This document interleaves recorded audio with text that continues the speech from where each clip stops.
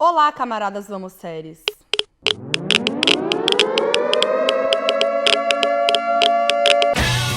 Quem é essa atriz?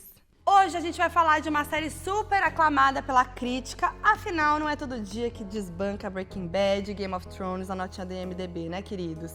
E os 96% de aprovação no Rotten Tomatoes.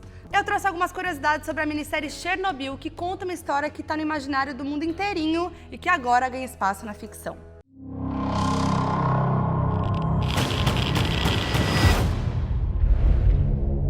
Mas antes da gente entrar nas curiosidades, é bom dar uma contextualizada sobre qual é a história de Chernobyl e como ela aconteceu. A série se passa durante os dias que seguem o maior acidente nuclear já registrado no mundo, ocorrido na Ucrânia, que em 1986 fazia parte da União Soviética. Existem responsáveis? Foi um acidente? Foi uma falha no sistema de segurança? Tem várias perspectivas em jogo para que a gente se aproxime do universo de incerteza, das investigações, das tentativas das autoridades da época de silenciar as informações sobre o desastre e do drama vivido pelos moradores da cidade de Pripyat.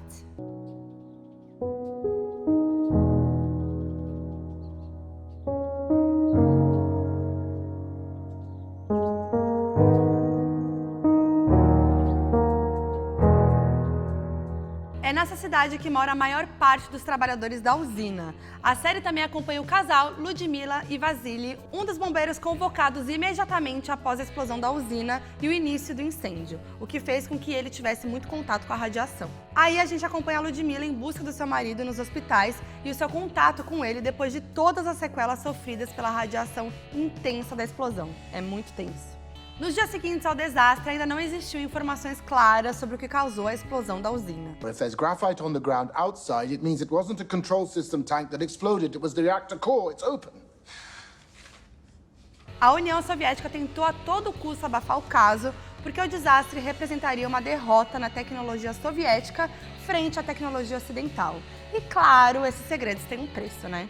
Bom, tendo feito toda essa contextualização, vamos falar sobre as curiosidades? Porque tudo que envolve essa série, como foi feita, é muito interessante. Então, chega mais!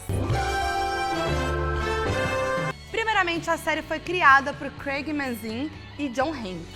Gente, o Craig, que é roteirista, já escreveu Se Beber Não Case Parte 2 e Todo Mundo em Pânico 3 e 4, e outros filmes que foram detonados pela crítica. A mensagem que fica é: nunca desista dos seus sonhos, porque uma hora vai. Já John Hank é o diretor da série e também já dirigiu episódios de outras séries famosas, como Breaking Bad, Vikings e The Walking Dead. Um currículo de peso para uma série que se propõe a ser uma ficção bastante realista, né? Depois que o último episódio foi lançado, o roteirista Craig fez uma thread no Twitter com todas as referências que ele usou. Ele responde várias dúvidas e dá um olhar mais amplo sobre o acontecimento, muito parça. É uma curadoria incrível de documentários, documentos oficiais, filmes, livros, e ele ainda liberou para download todos os roteiros da série. Um anjo. E além disso, foi criado um podcast chamado Chernobyl Podcast, falado em inglês, em que Craig e o apresentador Peter Sagal comentam cada episódio da série, explicando com detalhes da construção deles. Podia ter isso com toda a série, né, gente? Tô amando. Craig diz que esse podcast também foi essencial para que o espectador soubesse que existiram algumas coisas sobre a história que ele teve que mudar para resumir a narrativa em apenas 5 episódios. Ele não queria que parecesse que tinha feito atalhos na história para melhorar a série. Cada episódio do podcast tem em média 45 minutos e é mais uma fonte de informações que abre a nossa cabeça para enxergar o desastre como um todo. Em uma entrevista à revista Decider, Craig explica que inicialmente a série teria 6 episódios, mas que ele resolveu juntar 2 episódios em um para manter o ritmo da narrativa. E deu certo, né? Depois do sucesso da série, perguntaram pro Craig se tinha chance de uma segunda temporada da série, meio que fazendo a Big Little Lies, que era para ser minissérie, mas aí ganhou os prêmios tudo como minissérie e acabou tendo uma segunda temporada. E aí o Craig respondeu, muito sensato, que se fizesse mais uma, seria mais sobre a investigação de outros aspectos da vida dos soviéticos da época. Só que ele depois deu uma resposta mais definitiva no Twitter dizendo que não. Muito tuiteiro, Craig, né? É muito comum perguntarem para os realizadores o porquê de fazer um filme ou uma série, né? Por que Craig se interessou em contar a história de Chernobyl?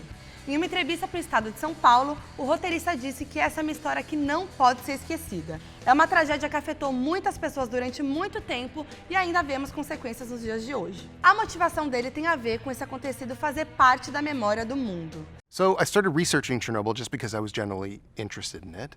And after a couple of weeks of just falling in love with these stories that were so heartbreaking and so shocking, I went to Carolyn Strauss, who is an executive producer of Chernobyl, along with myself and Jane Featherstone, and she and I went to HBO, and we said, here's what we want to do. And HBO said, okay, let's see if you can do it. Porque se a gente for parar para pensar, filmes e séries podem funcionar como a memória de um povo ou de um acontecimento.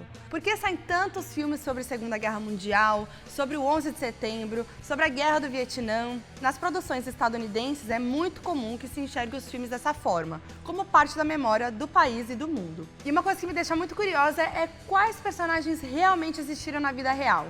O ator Jared Harris, conhecido por fazer Mad Men e The Crown, interpreta o cientista Valery Legazov. Ele era responsável por entender as dimensões do desastre e sofria muita pressão política, principalmente porque já havia informações em seu relatório que demonstravam falhas do projeto do reator da usina antes do acidente. Ele tira a própria vida logo no início da série, que corresponde a 1988, 2 anos depois do acidente. Nesse momento, a gente já entende que o negócio é tenso demais mesmo. Ludmila Ignatenko, interpretada pela atriz irlandesa Jessie Buckley, foi mesmo uma das vítimas e compartilhou sua história em um relato no livro Vozes de Chernobyl, a história oral do desastre nuclear, da ganhadora do Nobel de Literatura, Svetlana Alexievich. Caraca.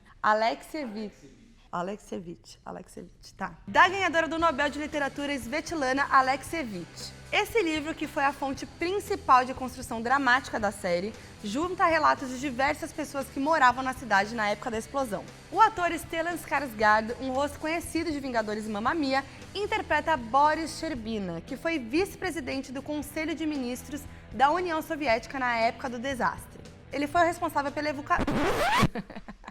Até eu faço, eu tô errando. Ele foi o responsável pela evacuação de Pripyat e também da zona de exclusão de 30 quilômetros ao redor da usina. Boris morreu em Moscou em 1990. Nikolai Fomin foi o engenheiro-chefe que acreditou que o reator ainda estava intacto e acabou atrasando as atitudes que deveriam ter sido tomadas para prevenir a explosão.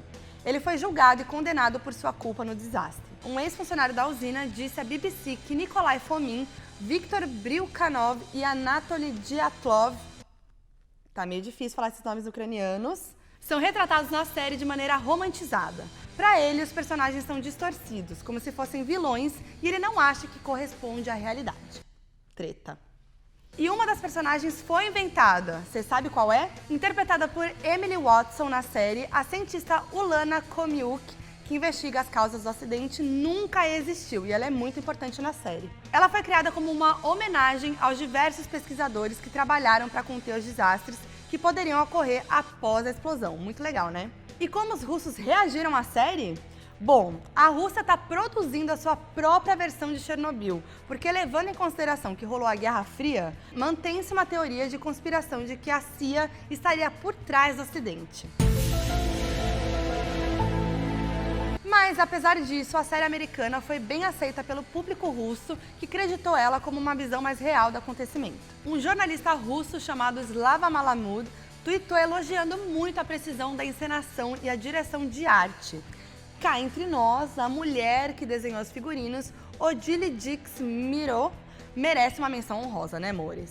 Malamud diz que a série é mais realista do que qualquer coisa que os russos já fizeram sobre o tema Chernobyl. E minha voz indo embora. Por último, o turismo está crescendo em Pripyat e na usina de Chernobyl por causa da popularidade da série. A agência de turismo responsável indicou um aumento de 40% nas reservas de visitas guiadas pela cidade fantasma, principalmente porque inclui no pacote lugares retratados na série, como o bunker militar. Só que isso também está causando problema, porque influencers e aspirantes estão posando para fotos no local, de maneira que muitos acham desrespeitosa, levando em consideração que Chernobyl foi cenário do pior acidente nuclear da história da humanidade. Noção não tem, né? Existem vítimas sobreviventes, mas a cidade não voltará a ser habitável pelos próximos 24 mil anos. Depois desse sucesso, podemos esperar prêmios? Eu ouvi um Emmy? Um Globo de Ouro? A série já é aclamada pelo público e pela crítica, então um prêmiozinho não vai ser surpresa, não é mesmo? E uma outra curiosidade maravilhosa é que você pode dar um pulinho lá no Instagram, @amoséries, para acompanhar mais novidades sobre as séries que estamos comentando.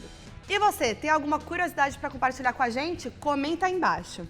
Ah, e aproveita para dar uma olhada nesse vídeo aqui sobre outras séries baseadas em fatos reais. Se você gosta de curiosidades, o vídeo de aquecimento de Stranger Things tá cheio delas. Dá uma olhada lá. E por fim, se inscreve aqui no canal, né, queridos? Assim você fica por dentro de tudo que rola no universo das séries. Então é nóis, até o próximo vídeo.